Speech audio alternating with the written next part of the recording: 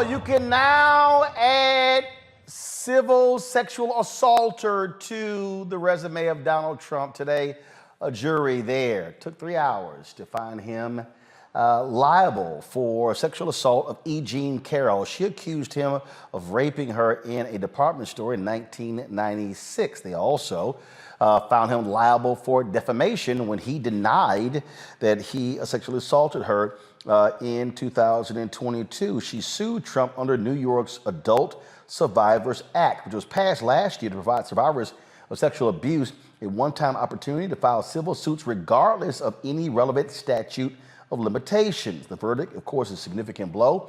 Trump whined and complained, saying that, oh, he didn't have an opportunity to testify. That's a lie. No shock they found him guilty of lying, because all he does is lie. He was ordered to pay $5 million in damages. My pal, Dr. Mustafa Santiago Ali, former senior advisor for environmental justice at the EPA, joins us out of D.C. Dr. Larry J. Walker, assistant professor, University of Central Florida, out of the Sunshine State. Dr. Pamela Safisha Hill, assistant professor of social work, University of Texas at Arlington. She's there in Dallas. All right, Pam, I'll start with you. I mean, here's the whole deal here.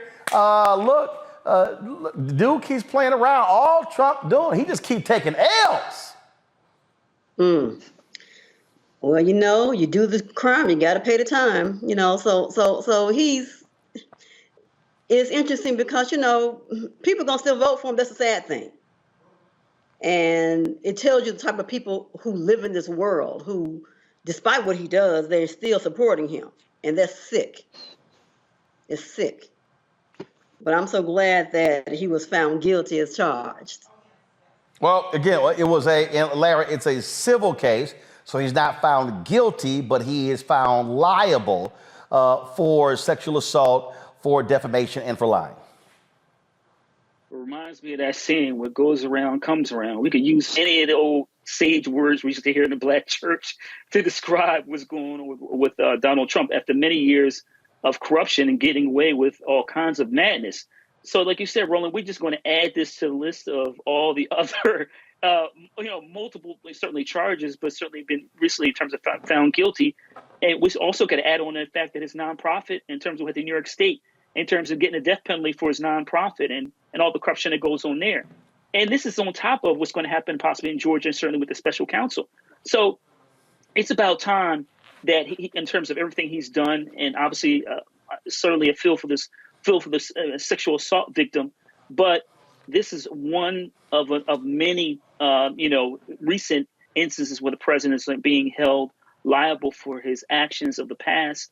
And like I said, I certainly hope that the special counsel, among some of the other investigations underway, continue to add on. The next question is, Roland, all these religious conservatives, what are they going to do? I want to see what the argument is. I mean, you support someone who's responsible for intimate partner violence. So let's see. We'll see what some of these conservatives have to say, who are religious in nature. Oh yeah, and Mustafa, the Republican Party is going to have to defend allowing somebody found liable for sexual assault to be their front runner.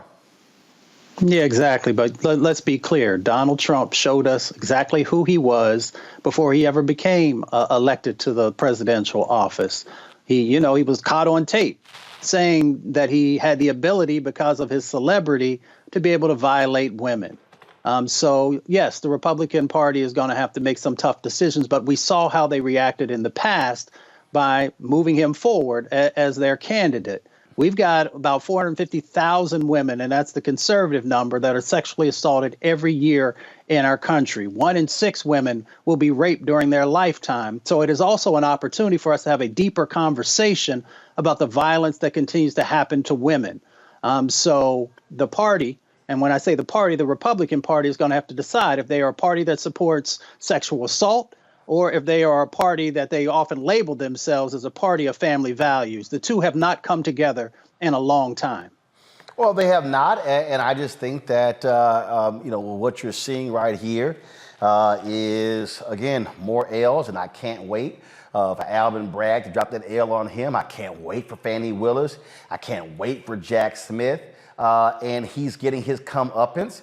And so all these Republicans who whine and complain, they're going to have to keep defending a liar, a sexual assaulter, a cheat, a tax cheat, you name it. And so I can't wait to see how they just twist themselves into a pretzel to defend this fool. All right, folks, back to our Roland Mark Unfiltered video in just one moment. When you talk about blackness and what happens in black culture, we're about covering these things that matter to us, speaking to our issues and concerns. This is a genuine people-powered movement. There's a lot of stuff that we're not getting. You get it, and you spread the word. We wish to plead our own cause. Too long have others spoken for us. We cannot tell our own story if we can't pay for it. This is about covering us. Invest in black-owned media. Your dollars matter. We don't have to keep asking them to cover our stuff. So please support us in what we do, folks. We want to hit 2,000 people, $50 this month, raise $100,000. We're behind 100,000, so we want to hit that. Y'all money makes this possible. Check some money orders. Go to P.O. Box 57196, Washington, D.C. 20037-0196. The Cash App is $RM Unfiltered. PayPal is R Martin Unfiltered. Venmo is RM Unfiltered. Zelle is Roland at RolandSMartin.com.